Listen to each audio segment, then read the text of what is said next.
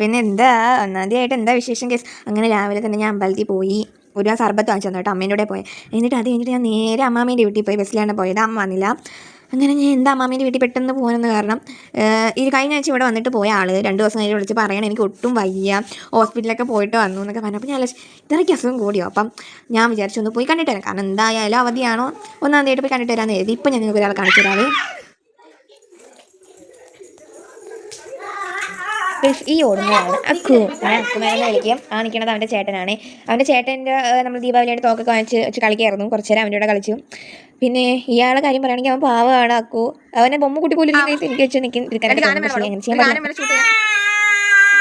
പിന്നെ എനിക്ക് അവൻ പാട്ടൊക്കെ പാടി തന്നു. പിന്നെ ചേട്ടനും അനിയനും കൂടി ഉറങ്ങാൻ വന്ന് കിടക്കണമെന്ന് നിങ്ങൾ വിചാരിക്കരുത്, രണ്ടും കൂടി കളിക്കുകയാണ്. അവൻ എണീറ്റ് പോയപ്പോൾ അവിടെ കിടക്കാൻ പറഞ്ഞതാണ് കേട്ടോ, നിങ്ങളിപ്പോൾ കണ്ടേ. അങ്ങനെ പിന്നെ കുറച്ച് കഴിഞ്ഞപ്പോൾ നമ്മൾ വന്നിരുന്ന് കളിച്ച് എടുത്തു. പിന്നെ എനിക്ക് വീട്ടിൽ വരാൻ സമയമായി. അങ്ങനെ ഞാൻ തിരിച്ച് വീട്ടിലോട്ട് വന്നുകൊണ്ടിരിക്കുകയാണ്. വീണ്ടും ഞാൻ ലുലു മാളിൽ അവിടെ എത്തുമ്പോൾ കറക്റ്റ് ഞാൻ ഷൂട്ട് ചെയ്യുന്നത് എനിക്ക് അറിയത്തില്ല. ഇനി ഞാൻ എൻ്റെ വീട്ടിലെത്തി ഗായ്സ്. ഞാൻ അവിടെ ബസ് സ്റ്റോപ്പിൽ ഇറങ്ങിയിട്ട് വീട്ടിലോട്ട് കിടക്കുകയാണ്. അപ്പോൾ വീഡിയോ ഇഷ്ടമായ ലൈക്ക് ചെയ്യുക, ഷെയർ ചെയ്യുക, സബ്സ്ക്രൈബ് ചെയ്യുക. ബൈ.